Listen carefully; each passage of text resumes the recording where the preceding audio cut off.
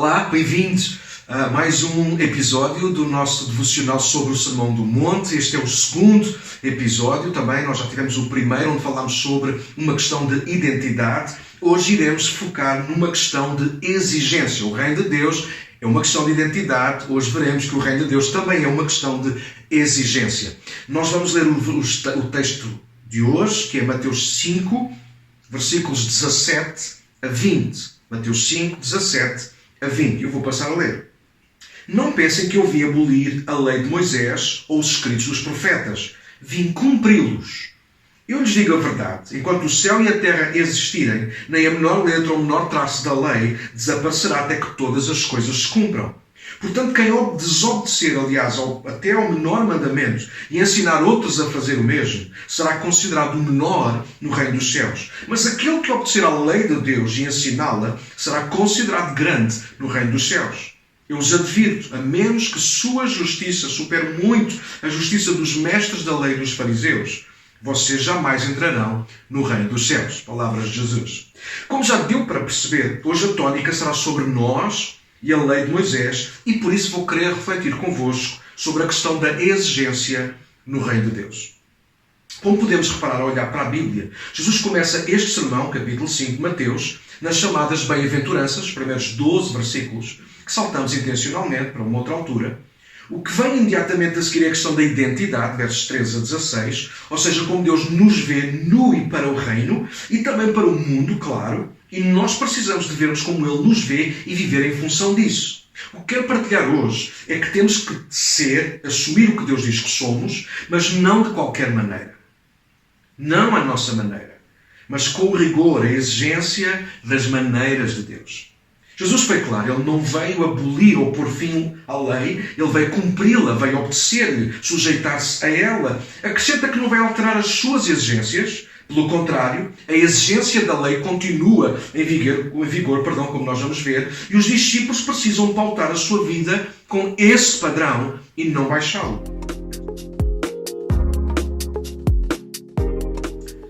Então vamos juntos. O primeiro ponto que eu quero sublinhar é uma questão de exigência de Deus. A questão da lei é uma questão de exigência de Deus, certo? Então vamos constatar esse facto, vamos lembrar isso. A lei é de Deus. Se ela é de Deus, não deveríamos estar sempre a tentar aboli-la, ignorá-la ou mesmo colocá-la de parte. Se é de Deus, tem que ser boa e mais. Sendo dele, não podemos empurrá-la para canto. Precisamos de refletir isso. Precisamos sim tentar compreender a sua origem, a razão, e encontrar caminho para vivê-la hoje, naturalmente não como Israel viveu, mas perceber a sua implicação para nós ainda hoje. E creio que nós devemos isso à palavra, letra maiúscula de Deus. Nós devemos isso à palavra de Deus. De forma resumida, desejo começar por explicar aos meus olhos como vejo a lei e a enquadra na minha vida pessoal. A lei é a exigência, o padrão de Deus. Primeiro para o povo de Israel, que estava a tornar-se numa nação. Isto depois de cerca de 400 anos como escravos, onde absorveram muita coisa boa e certamente muita coisa má. Contrária, ou seja, contrária à vontade de Deus, ao caráter, ao coração de Deus. Israel precisava, como povo de Deus e nação da terra, na terra, aliás, de leis, de ordem, de limites, primeiramente para saber como agradar a Deus e não ferir a sua santidade, mas também para cuidarem de si próprios, daí até haver leis de saneamento básico e de saúde, mas ainda também para poderem viver em comunidade, em respeito uns pelos outros, etc. Se Israel iria efetivamente ser o povo de Deus, então precisava de viver à maneira de Deus. Se iam finalmente ser uma nação no mundo, precisavam de ser legislados pelo próprio Deus. Bom, isto tem que encaixar também em nós. Nós somos o povo de Deus, nós temos que sê-lo à maneira e com as exigências de Deus. Então a lei foi dada não para salvar, oprimir ou colocar alguém em causa, mas para ter um fim pedagógico, protetor, preventivo e até de preparação para uma série de coisas. Eu creio que a lei foi dada para orientar o povo nas diferentes esferas da vida. Não só para não ir além dos limites, mas para compreender melhor o que há dentro dos próprios limites. Que há muito mais dentro dos limites do que fora deles. Deus não foi mau, castrador, Ele é sempre bom, mesmo com a lei. Deixou claro que se ultrapassarmos os limites, tornamos desobedientes e isso trará consequências. Deus podia não ter dito nada e ver-nos perdermos na vida para sempre. Mas se ficamos satisfeitos nele e com ele, disse ele, dentro dos limites, dos seus limites, obedecendo de coração à sua vontade, iríamos ser abençoados e cuidados, protegidos pelo próprio Deus. Se vocês lerem rápido Deuteronômio 28, percebem aquilo que eu estou a falar. Ao contrário do que se possa pensar, a lei não nos foi dada para, cumprindo tudo, nos salvar ou simplesmente, por falharmos em algum ponto, nos condenar. Mas para estar acessível a todos. A lei está acessível a todos. O padrão da exigência de Deus está acessível para toda a gente. Na lei estão refletidos o seu coração, o caráter, a moral e a santidade de Deus. É isso que nós precisamos de olhar, de ver quando olhamos para a lei. A lei não deveria ser razão nem de tentarmos agradar a Deus com o que fazemos, nem nos afastar por causa do que não somos. A lei é um espelho que reflete quem Deus é e como nós somos sem Ele, ou longe dele. É verdade que foi pela lei que o nosso pecado ficou descoberto, sem dúvida, mas a razão disso é boa, pelo menos da parte de Deus, porque aí nós podemos continuar a perceber o seu propósito e o seu plano. Imagina que eu vá à tua casa, deixa-me dar um exemplo caricato. E tens como regra, assim que se entra, todos se descalçarem. Uma questão de higiene e de asseio, acho bem. Acontece que eu não fui informado, fui apenas convidado, mas não fui informado dessa regra. Entro e ela não está escrita em lugar nenhum e ninguém me diz absolutamente nada. Eu entro calçado, sento-me à mesa, desfruto da refeição e reparo que toda a gente à minha volta está descalço. O que é que achas que eu vou pensar? Como é que me vou sentir? Esta é a minha perspectiva. Mas vejamos da perspectiva de quem recebe em casa. A meio da refeição, eu reparo que tu estás desconfortável, não te aproximas de mim e de repente sais da sala e vais buscar a vassoura, o pá, um balde, a esfregona e mandas limpar o que eu sujei. Sim, isto soa estranho, mas no fundo era isto que iria acontecer se Deus não nos tivesse dado a lei. Das duas uma, ou nós nunca iríamos entrar na sua sala, ou nós entraríamos e seríamos sempre culpados de alguma coisa que nós não sabíamos que éramos. Então Deus dá-nos a lei para nós ficarmos esclarecidos das suas exigências, nós que queremos andar na sua presença. A lei é Deus a revelar, não a impossibilidade de o alcançarmos, mas a possibilidade de nos relacionarmos com Ele à sua maneira. Talvez alguém questione se Deus sabia que a lei iria penalizar-nos e até condenar-nos, porque não baixou o padrão ou o nível de exigência? Uma boa pergunta. Se Ele sabia de antemão que iríamos falhar, para que manter a lei? Porque Deus não pode deixar de ser quem Ele é. E é quem Ele é que nós precisamos conhecer, amar, servir, de forma a viver em pleno. Não como nós queremos, mas à sua maneira. Se Deus esquecesse a lei, o seu caráter e santidade, teria que nos esquecer a nós também, porque jamais poderia ter relacionamento connosco. Porque somos pecadores. Ele envia a lei, prova que somos pecadores, mas não nos condena. Envia também Jesus para provar o seu amor e graça. Ele não apenas apresenta o problema, ele dá-nos a solução. A lei apresenta o problema, mas ao mesmo tempo a lei pode nos conduzir a Cristo se nós quisermos estar bem com Deus. Na verdade, podemos dizer que Deus não baixou as exigências, mas em Jesus Cristo subiu as nossas competências.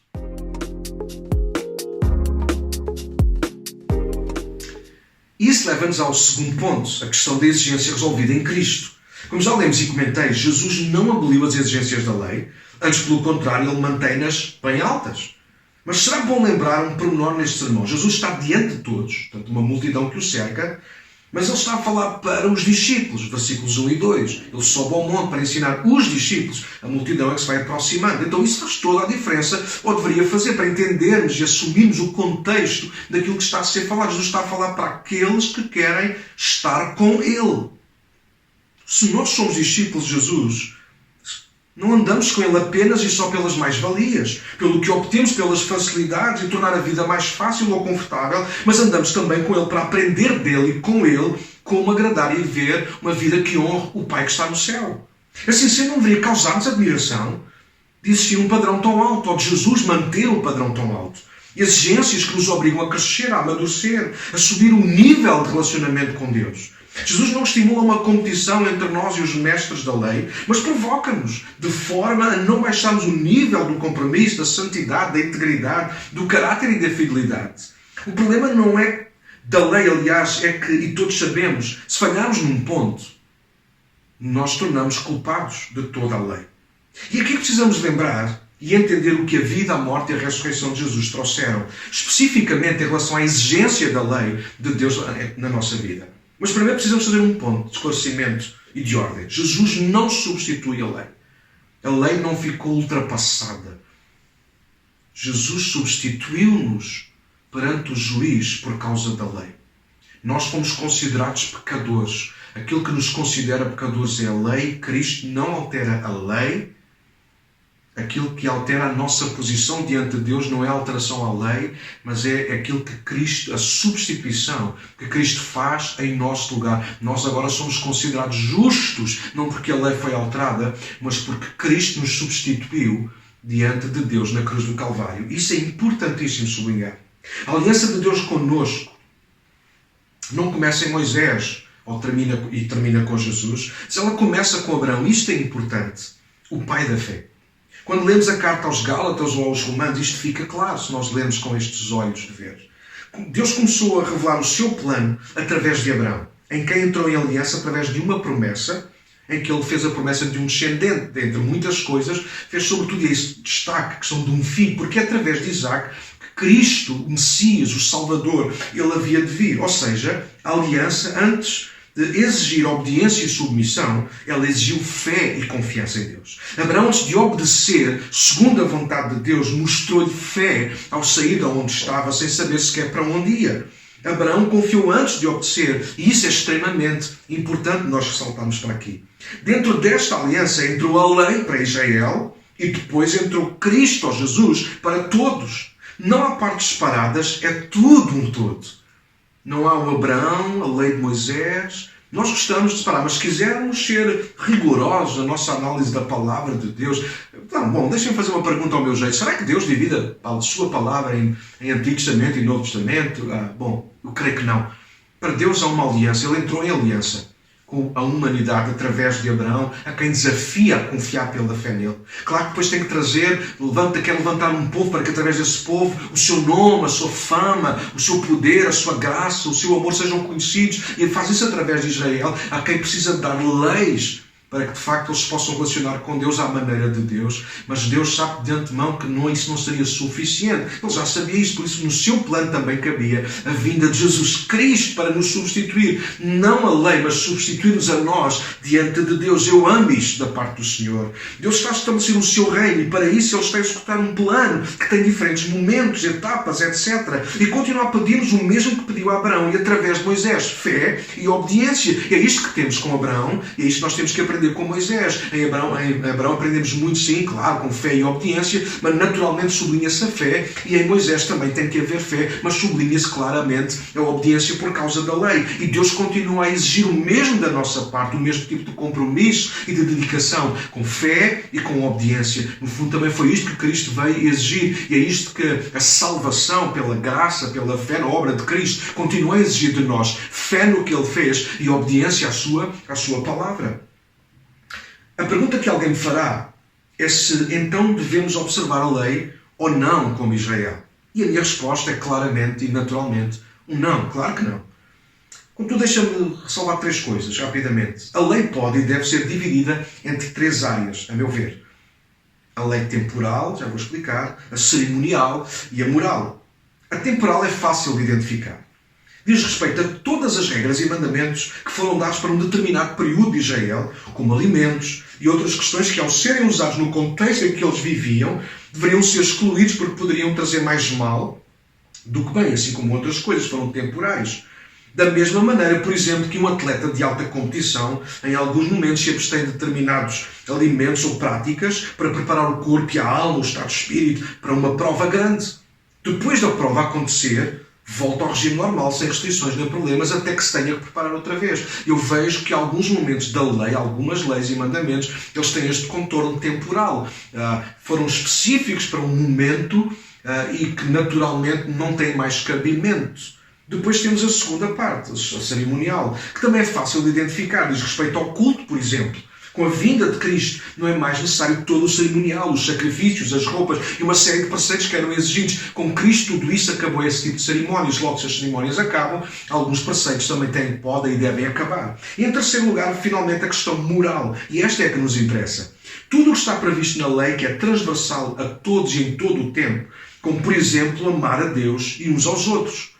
Muito espelhado, por exemplo, no resumo da lei, os famosos 10 mandamentos. A lei moral ela é transversal e ela continua a ter que pautar a nossa vida. Pelo menos eu assim acredito. Eu não vivo para observar a lei, mas nunca me esqueço que a lei me observa. Eu explico. A lei é, afinal, o próprio Deus e nenhum de nós, da mesma maneira que não consegue cumprir a exigência que ela promove, agradar a Deus em tudo e em todo o tempo, também não pode exigir que Deus mude quem é por causa das nossas fraquezas, o nosso pecado. Só porque eu não sou capaz, eu não posso dizer a Deus que Ele tem que deixar de ser quem é. É por causa dele ser quem é que Ele existe ante nós, porque Ele sabe que agora, à sombra de Jesus Cristo, nós podemos ser semelhantes a Cristo. Amém? Deus nunca irá tolerar o nosso pecado, os nossos sapatos sujos a sujarem quem Ele é e a sua sala. Então no seu plano já estava estabelecido antes da fundação do mundo alguém que não só cumprisse toda a lei e fosse do seu agrado, isso Ele disse-o, como ao mesmo tempo não só limpasse o nosso pecado, como iria tirar, arrancar os nossos sapatos de uma vez por todas. E esse alguém é Cristo. Com Jesus e não com os nossos malabarismos à palavra, a questão da exigência da lei fica resolvida. Mas, por outro lado, o padrão fica mais alto ainda. A exigência, eu creio que é maior. Alguns acham que, por estarmos na graça, nós aliviamos agora porque a lei é muito pesada. Pois eu quero te dizer uma coisa. A graça é maior. Logo mais pesada. Deixa-me explicar o que é que eu quero dizer com isso. Se demos uma vista de olhos na continuação do texto, nós vamos estudar noutros episódios, mas, por exemplo, tudo o que vem agora a seguir, quando Jesus vai citar algumas tradições e alguns preceitos da lei, eu acho que vai ficar bem mais pesado. Porque, por exemplo, Jesus vai dizer que agora já não é só uma questão de fazer que é errado. Agora, só de pensar em determinadas coisas, nós já nos tornamos culpados. Então, a lei dizia que quem fizesse era culpado. Se ninguém fosse apanhado, a lei não iria punir, ninguém iria punir. Mas agora, na graça, a verdade é que nós precisamos entender que a lei é muito mais profunda do que apenas aquilo que se passa por fora. A lei tem que ver literalmente com aquilo que se passa dentro do nosso coração. No capítulo 22, por exemplo, também de Mateus, o mestre da lei quis saber qual o maior mandamento para Jesus, o qual ele respondeu com uma exigência maior. Jesus disse que para ele o maior mandamento era amar a Deus de todo o coração, de toda a alma e de todo o entendimento, e mais, sem nunca descuidar de amar o próximo como a si mesmo. E esta era a lei e os profetas. Para ele era o que bastava. Era como se...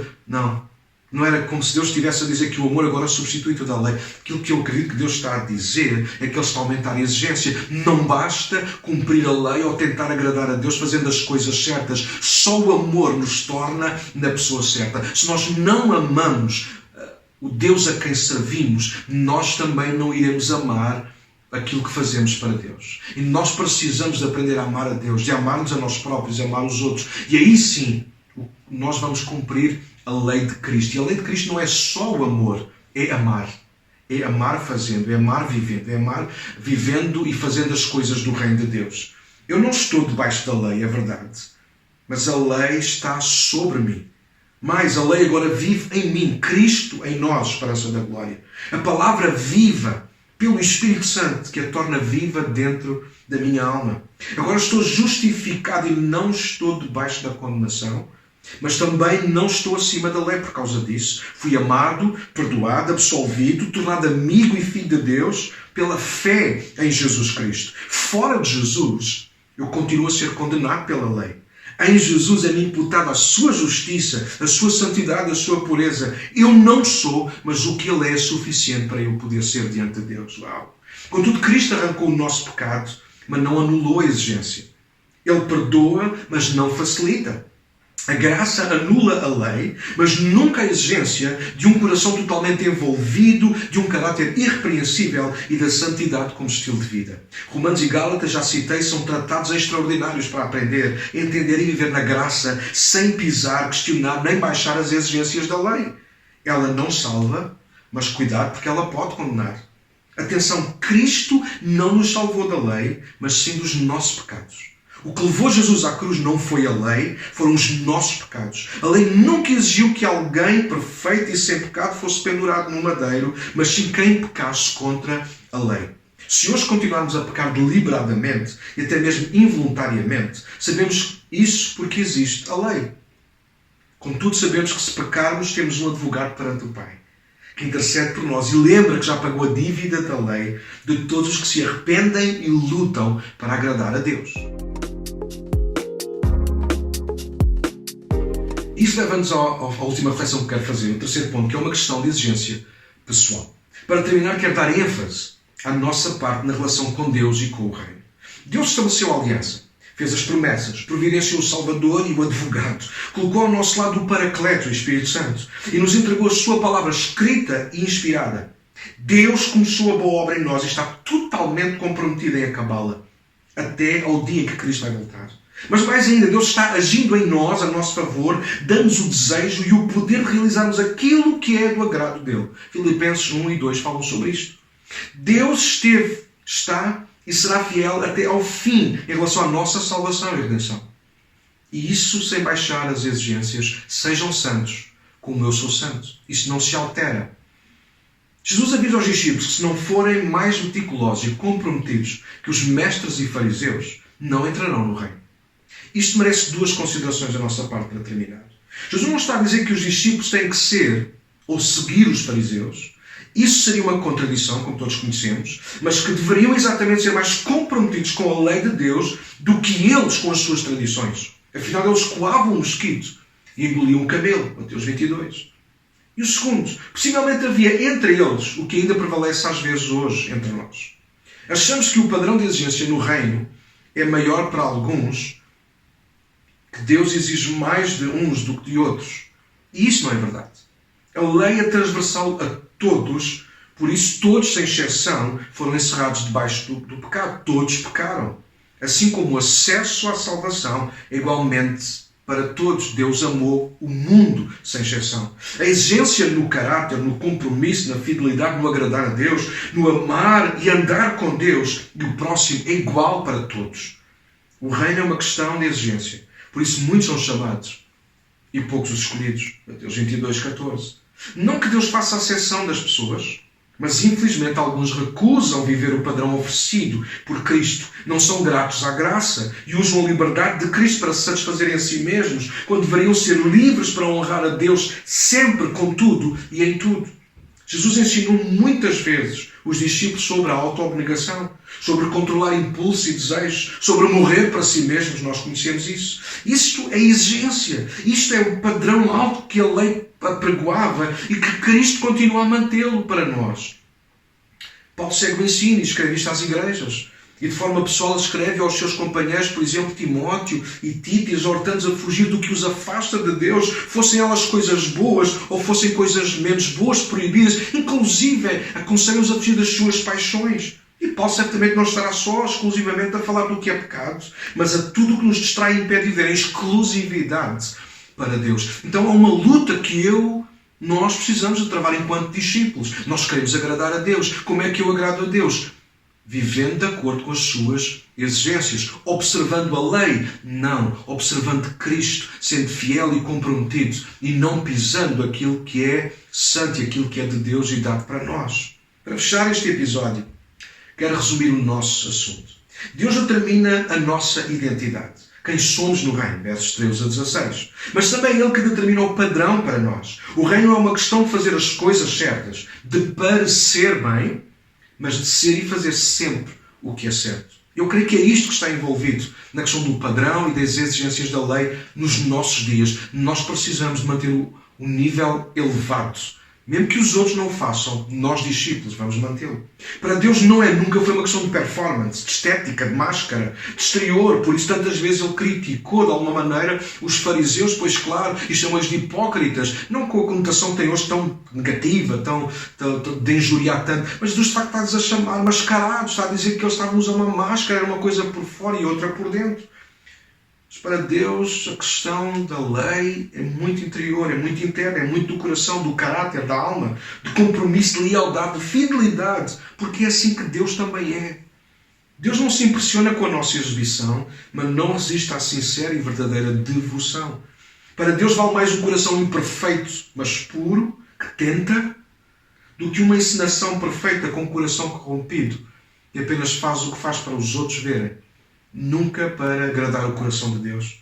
Deus não baixa o nível, a exigência é altíssima, e não há nada que nós possamos fazer para chegar lá.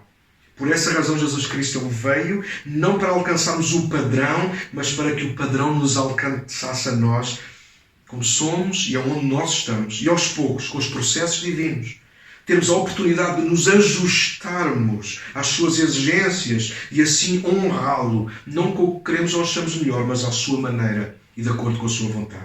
Jamais a santidade de Deus se irá corromper, mas o nosso pecado em Cristo pode ser arrancado, como escreveu João no capítulo 1, verso 29. Jamais Deus baixará o nível de exigência, mas em Cristo podemos subir a nossa competência e a excelência no reino e para o reino de Deus.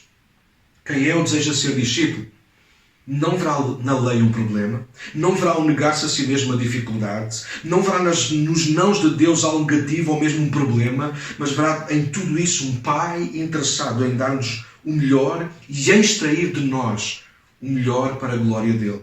Então, em amor, nos damos, entregamos, sujeitamos à sua vontade, porque nós o amamos, porque ele nos amou primeiro. O reino de Deus é uma questão de exigência e não de exigir. Deixo-vos um enorme abraço, obrigado por estarem desse lado. Deixem o vosso comentário, partilhem. Até o próximo episódio. Deus abençoe a todos. Um abraço.